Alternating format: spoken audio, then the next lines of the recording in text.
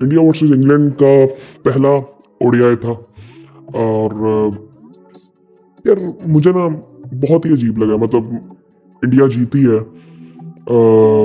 India को start अच्छा नहीं मिला था बैटिंग में, बट इंडिया जीती। इंग्लैंड को स्टार्ट अच्छा मिला बैटिंग में, बट इंग्लैंड हारी।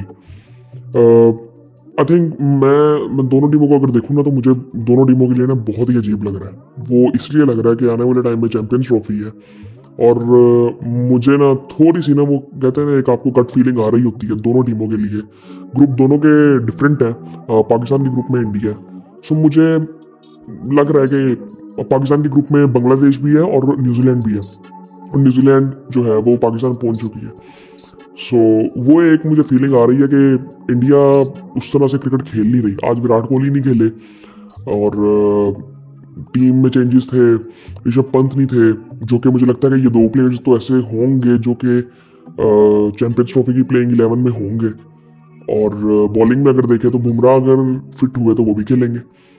सो गिल ने अच्छी बैटिंग की, अय्यर ने बड़ी अच्छी बैटिंग की। आई थिंक उस वजह से ही ये जीते हैं, वरना शुरू में जो 2 आउट इनके हो गए थे, वहां से अगर अय्यर ने जिस तरह से अटैक किया, वो अगर ना होता तो बैटिंग तो इनकी डीप थी, बट आई थिंक स्कोर 250 तो था।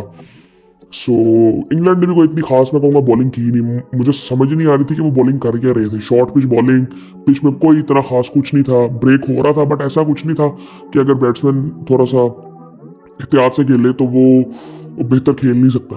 ऐसा कुछ नहीं था।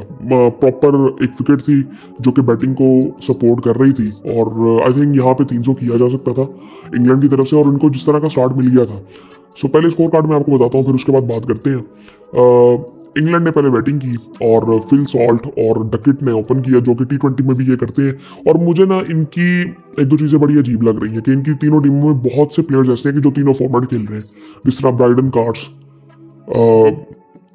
मुझे समझ नहीं आ रही, इनको ये चीज़ करनी पड़ेगी कि इनको, अगर ये मॉडर्न डे क्रिकेट की बात करते हैं और बेसबॉल की बात करते हैं, तो इनको तो टी20 की टीम ही अलग बनानी चाहिए थी, जो कि इंडिया ने कर ली है। ये बेसबॉल बहुत देर से कर रहे हैं, इनको ये बहुत पहले कर लेना चाहिए था, जो कि इंडिया अब कर रहा है। कि इंडिया की टी20 की टीम बिल्कुल डिफरेंट है, वो बिल्कुल डिफरेंट तरह की क्रिकेट खेलते हैं। आप टेस्ट की टीम भी काफ़ी हद तक डिफरेंट लगती है, बट टेस्ट और ओडीआई काफ़ी हद तक सिमिलर भी हैं। सो क्योंकि उसमें आई थिंक ये उस तरह की क्रिकेट खेल रहे होते हैं, क्योंकि अगर आप ओडीआई इनकी देखो तो आज इन्होंने 40 ओवर से पहले चेस किया। सो ये टेस्ट में भी इस तरह की क्रिकेट खेलते हैं कि हम वहाँ पे तेज भी खेल सकें, और अगर डिफेंस की ज़रूरत है तो वो भी हम कर सकें। तो वो दोनों चीज़ें वहाँ पे भी रखते हैं। सो ये चीज़ आई थिंक इंग्लैंड को भी करनी चाहिए थी। पिछले कुछ टाइम में मुझे ऐसा लग रहा है कि ये आई थिंक कई दफ़ा ना आपको वो कहते हैं ना कि ओवर कॉन्फिडेंस नजर आना शुरू हो जाता है। ओवर कॉन्फिडेंस नहीं मैं कहूँगा, अब बेवकूफ़ियाँ लग रही हैं इनकी ये चीज़ें।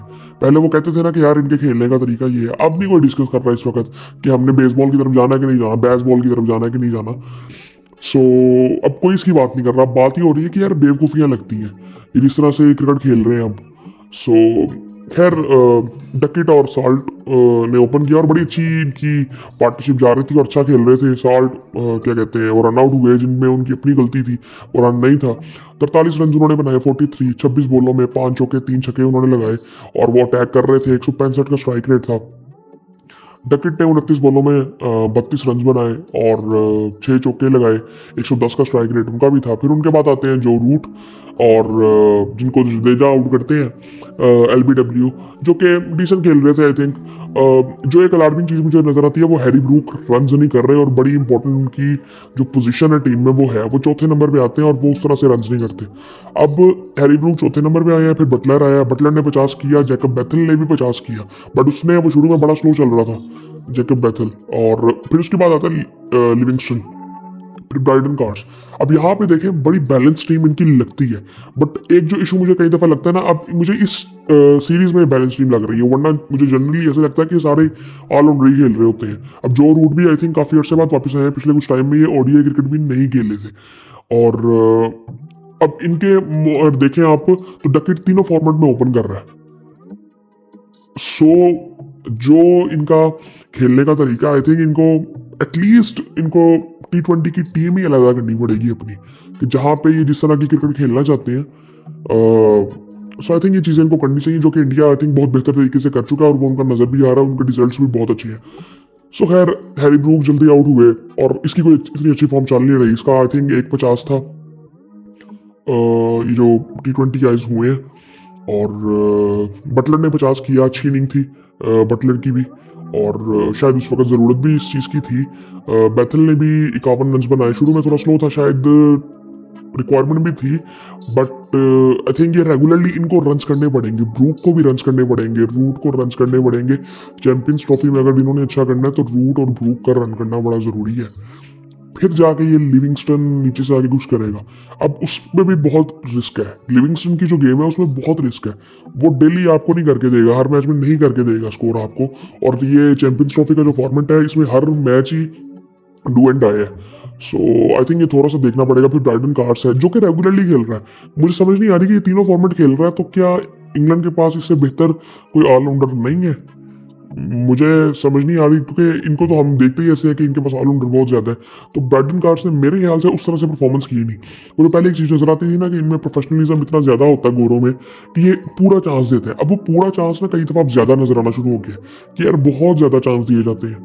अभी पाकिस्तान के साथ टेस्ट सीरीज जो हुई थी उसमें भी था ये T20 आइज भी खेलता है, ODIs भी खेल रहा है, बट उस तरह से परफॉर्मेंस नहीं है इसकी कोई। सो खैर उसके बाद आदिल रशीद ने 8 रन बनाए। आर्चर ने नीचे से आके जो 21 रन बनाए जिसकी बदौलत ये 248 पे पहुंच गए, वरना ये 220-25 पे आउट हो रहे थे।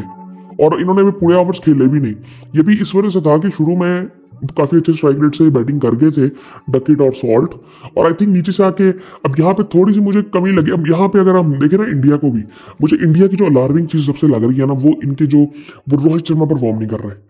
क्योंकि अब यहाँ पे आप देखो ना कि नीचे से सबने स्कोर कर दिया और अय्यर ने भी कर दिया, बट चैंपियंस ट्रॉफी में जो मैचेस है ना वो बड़े प्रेशर वाले होंगे। सो रोहित शर्मा बड़े इंपॉर्टेंट हो जाते हैं, विराट कोहली बहुत इंपॉर्टेंट हो जाते हैं। सो ये बड़े इंपॉर्टेंट वहां पे हो जाएंगे। अगर ये वहां पे नहीं करेंगे तो नीचे वाली टीमों पे प्रेशर आएगा। यहाँ पे नहीं था प्रेशर उस तरह से। मेरे ख्याल से तो इस वक्त ऐसे इंडिया को लग रहा होगा कि हम इनके साथ क्रिकेट खेल क्यों रहे हैं, क्योंकि कंपेटिटिवनेस कोई थी ही नहीं। जब इंग्लैंड बॉलिंग कर रही थी तो कोई ऐसी मतलब नजर नजर नहीं आ रहा था कि बहुत ही जबरदस्त बॉलिंग है। हालांकि आर्चर जिस पेस में बॉलिंग करता है वो कोई ऐसा कुछ नहीं नजर आ रहा था। खैर 248 इन्होंने बनाए। और इंडिया की अगर बॉलिंग की बात करें तो हर्षित राणा ने 3 आउट किए। ये काफी इंप्रेसिव रहा है पिछले कुछ टाइम में। अच्छी परफॉर्मेंसेज रही हैं इसकी टेस्ट में भी और ODIs में भी। और 3 आउट किए जडेजा ने और एक एक आउट किया कुलदीप ने, अक्षर ने और शामी ने। शामी मुझे कोई इतना ज्यादा इंप्रेसिव लग नहीं रहा। आई थिंक मुझे नहीं उस तरह से कोई इतना इंप्रेसिव लग रहा वो। और एक आउट तो किया उसने बट इतना कोई इंप्रेसिव नहीं था वो। उसके बाद जब इंडिया बैटिंग के लिए आता है तो जायसवाल रोहित ओपन करते हैं।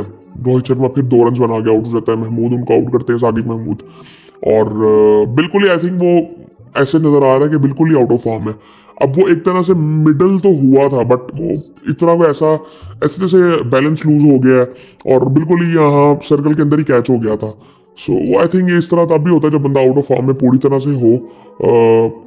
सो उनके साथ है वही चीज हुई। जायसवाल को अच्छा बॉल पड़ गया था आर्चर का, अच्छी पेस पे था। 15 रन उन्होंने बनाए 22 बॉलों में। और फिर उसके बाद शुभमन गिल और अय्यर की बैटिंग जबरदस्त थी। दोनों ने बैटिंग बड़ी जबरदस्त की। शुभमन गिल एंकर कर रहे थे और अय्यर ने जिस तरह की बैटिंग की 36 बॉलों में उसने 59 रन बनाए। जबरदस्त था। 163 का स्ट्राइक रेट था उसका और 9 चौके 2 छक्के उसने लगाए। बड़ी जबरदस्त उसने बैटिंग की और शॉट्स भी कुछ बड़े जबरदस्त थे। और उसके बाद अगर देखें तो अक्षर पटेल उसके बाद आ गया था, जल्दी आ जाया था। 5वें नंबर पे खेला आज वो। 52 रन उसने बनाए 47 बॉलों में। सो आई थिंक ये बड़ी जबरदस्त चीज है कि अक्षर पटेल जिस तरह से उनको रन करके दे रहे हैं ना।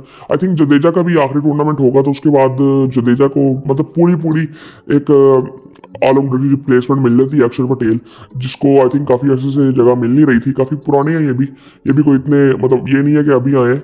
ये रेगुलरली क्रिकेट खेल रहे हैं, IPL खेलते रहे हैं। सो आई थिंक बहुत जबरदस्त। उसके बाद KL राहुल थे, फिर हार्दिक पांड्या थे, फिर जडेजा थे।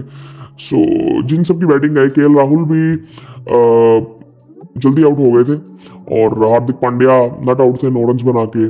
जडेजा 12 रन बना के नॉट आउट थे। फिर उसके बाद हर्षित राणा वगैरह ने आना था, फिर वो टेल थी। और खैर ओवरऑल अगर देखें तो अब इनकी बैटिंग में जडेजा 8वें नंबर पे आ रहा है। सो वो 3 प्रॉपर बॉलर हैं। सो ये एक अच्छी चीज़ है कि इनकी जो प्रॉपर 8 बैट्समैन है, मैं इनको बैट्समैन नहीं कहूँगा, ये ऐसा बिल्कुल नहीं था कि जी बॉलिंग ऑलराउंडर्स हैं, नहीं, प्रॉपर बैट्समैन है ये, और वो इनमें नजर आता है। बट मैं ये देखना चाहूंगा, मेरे ख्याल से अब ये पहला जीत गए हैं, दूसरा भी अगर मे भी इसी टीम के साथ जाएं, तीसरे में आई थिंक ये ट्राई करेंगे कि हम अपनी वो टीम खिलाएं जो कि हमने चैंपियंस ट्रॉफी में खिलानी है। मे भी ऐसा ना हो, बट आई थिंक करना तो इनको चाहिए क्योंकि इनको प्रैक्टिस की तो ज़रूरत है। अब इन्होंने क्या कहते हैं, दुबई में जाना है, इसके बाद वहाँ पे स्पिनर्स को हेल्प मिलेगी, तो स्पिनर्स कौन डालेंगे ये। अब चक्रवर्ती आई थिंक स्क्वाड में तो है, एक दो स्पिनर कुलदीप भी है, जडेजा भी है। सो आई थिंक इंटरेस्टिंग होगा कि ये अपनी प्लेइंग 11 वो क्या बनाते हैं जो कि इन्होंने चैंपियंस ट्रॉफी में खिलानी है। आई थिंक बहुत ज़बरदस्त होगा जब ये पिछले अगले 2 दिन मैचेस में नजर आएगा हमें। जो दूसरे मैच में तो मुझे लग नहीं रहा कि कोई चेंज ये शायद करेंगे, मे भी शामी की जगह पे किसी और को लें, बट देखते हैं। यार इंग्लैंड की बॉलिंग की अगर बात करें तो आर्चर ने 1 आउट किया है और साकिब महमूद ने 2 आउट किए हैं, बट एक्सपेंसिव थे काफ़ी। 7 की इकोनॉमी से उन्होंने रन दिए, 47 रन दिए, 7 ओवर तकरीबन किए हैं उन्होंने। आदिल रशीद ने 10 ओवरों में 49 रन, 2 आउट किए। और इनकी तो बॉलिंग का आज कुछ भी नहीं थी, इंग्लैंड ने कोई ज़बरदस्त बॉलिंग नहीं की, बहुत गंदी बॉलिंग कर रहे थे। और शॉर्ट बॉलिंग उन्होंने जब शुरू की थी, स्पेशली जब आर्चर ने भी बॉलिंग शुरू की, तो वो भी मार खा रहा था। सो आई थिंक बस यही थी आज की सिचुएशन। और मुझे ना थोड़ा सा ना, मुझे इंडिया की तरफ से भी कोई इतना कॉन्फिडेंस अभी आया नहीं है कि वो एक होती है ना, एक फीलिंग आपको आती है कि यार ठीक है, बट उतनी कॉन्फिडेंट टीम नजर आती नहीं है क्योंकि इनका कैप्टन परफॉर्म नहीं कर रहा, रोहित शर्मा उस तरह से परफॉर्म नहीं कर रहे काफ़ी अरसे से। सो उनके साथ ये रियल फॉर्म के इश्यूज हैं, और मे भी उनका आखिरी टूर्नामेंट भी है आईसीसी का। सो इनका भी है, जडेजा का भी हो सकता है और विराट कोहली का भी हो सकता है। सो आई थिंक इंटरेस्टिंग होगा दोनों के लिए। और बाकी आई थिंक देखते हैं कि फिर आगे किस तरह लेके चलते हैं। वैसे वो इतना इंटरेस्टिंग मुझे मैच लगा नहीं आज, बिल्कुल ही वन साइडेड भी नहीं था, बट इतना ज़्यादा इंटरेस्टिंग भी नहीं था। आई थिंक 300 रन यहाँ पे हो सकते थे, 300 प्लस रन हो सकते थे, इस तरह से इंग्लैंड को स्टार्ट मिला था। इंग्लैंड का आज के मैच में तो सीधा सीधा नजर आया कि वो जो रूट और हैरी ब्रूक ने रन नहीं किए, इनको रन करने चाहिए थे। और अब लेकिन वही फिर बात आ जाती है ना कि अगर इन्होंने रन नहीं किए तो बटलर को लंबी इनिंग खेलनी चाहिए थी। बाबर नजूस ने किए थे, उसको वहां से लंबा खींचना चाहिए था, बैथल को भी लंबा खींचना चाहिए था, तो वो फिर आउट हुए ना, तो फिर इनके एकदम ही आउट होते हैं। सो आई थिंक ये सूरत हाल थी। बाकी फिर देखते हैं कि आने वाले टाइम में क्या होता है। और काफ़ी चीज़ें हो रही हैं पाकिस्तान में भी। आई थिंक न्यूजीलैंड की टीम पहुंच गई हुई है, कजाफी स्टेडियम कंप्लीट हो चुका है, बड़ी ज़बरदस्त बिल्डिंग लग रही है, स्टेडियम बड़ा ज़बरदस्त लग रहा है। कराची का भी तकरीबन आई थिंक कंप्लीट हो चुका हुआ है, थोड़ा बहुत उसका काम ही था, उतना ज़्यादा काम नहीं होना था अभी। सो वो भी अपनी आई थिंक कल है 7 को आई थिंक एक आई थिंक इवेंट है कजाफी में, जहाँ पे आई थिंक फ्री एंट्री है, तो बड़ा ज़बरदस्त होने वाला है।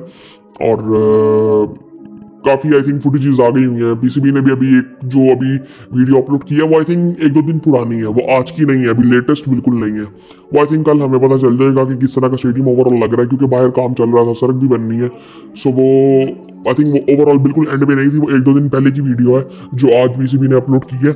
सो उसके अलावा अगर देखें तो कराची वाला भी ऐसा ही है, पिंडी वाला भी जो थोड़ा बहुत काम था तो वो भी होगा। उसके बाद आई थिंक ज़बरदस्त होने वाला है और उम्मीद कर रहे हैं कि अच्छा टूर्नामेंट हो। बाकी आई थिंक देखते हैं फिर आने वाले टाइम में क्या होता है।